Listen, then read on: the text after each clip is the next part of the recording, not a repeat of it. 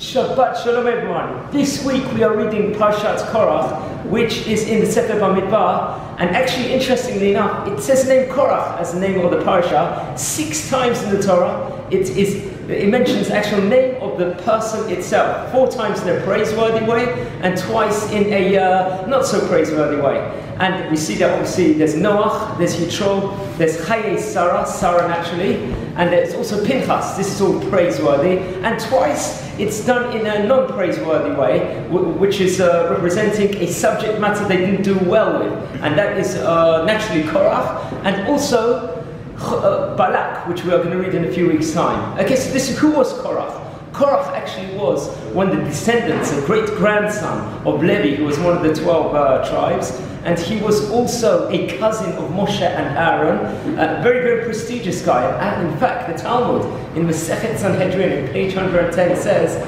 that he was actually one of the richest people in the world. He gained his wealth when he knew the place where Yosef, the forefather of the tribes, while he was a viceroy of Egypt, he buried hidden treasures in a specific place, and he dug it up after the Kriyat Yamsuf, and he amassed that wealth himself.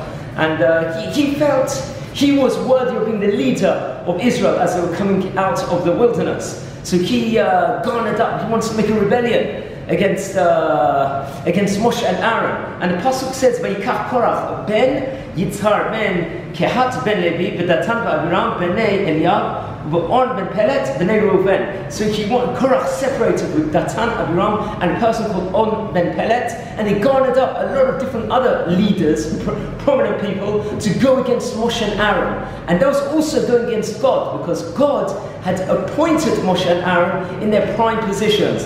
So this was a massive rebellion. So what's interesting is the rabbis, the sages, teach of 2 different wives, one in a praiseworthy way, one in a very derogatory name. So firstly, Korach's wife, she instigated Korach and said to Korach that you've got a junior role inside the Midbar, inside the wilderness, while Moshe and Aharon, your cousins, have got the prominent role of being leading Israel, and you've got a more junior role. This is not right. You've got so much wealth. You're also descending from Levi. You should be the leader. You should potentially maybe be the Kohen Gadol. And it's planting these seeds of hatred and jealousy against Moshe and Aharon. And at the end, he garnered up this rebellion against the leaders. And at the end, as he went against God and did so much machloket and strife, he ended up being swallowed up by the ground, and all the people with him ended up perishing.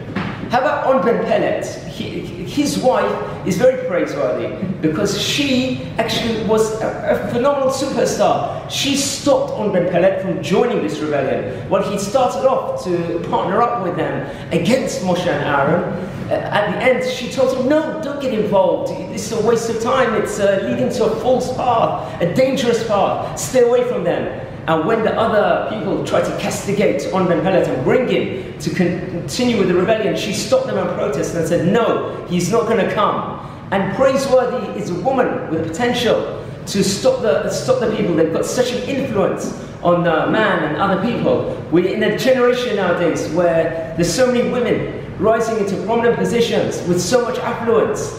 And it's a very, very praiseworthy situation. No other than the Talmud testifies that when the Jews in the Kriyat Yamsuf, or before the Kriyat Yamsuf, at the time when they were doing that back-breaking labor in Egypt in slavery, and the taskmasters were torturing the Jews, it happened to be that the great righteous women, they gave a confidence to the men, and they kept their faith, and they kept their motivation, and told the husbands, everything's going to be okay, have faith in Hashem.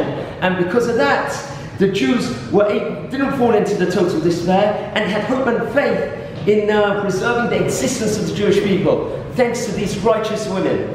Also, on the Shabbat table, we sing the song Eishet Chayil. This is a song called The Woman of Valor, which is actually taken from the book of Mishlei, Proverbs, which King Solomon, Shlomo HaMelech, actually wrote. But we sing Eishet Chayil Miyimsa. We praise the women on the Shabbat for the great work they do, with the great assistance they do for man. And that's another phenomenal thing. Also, the Talmud states and testifies itself that an extra measure of understanding was given to the woman compared to the man.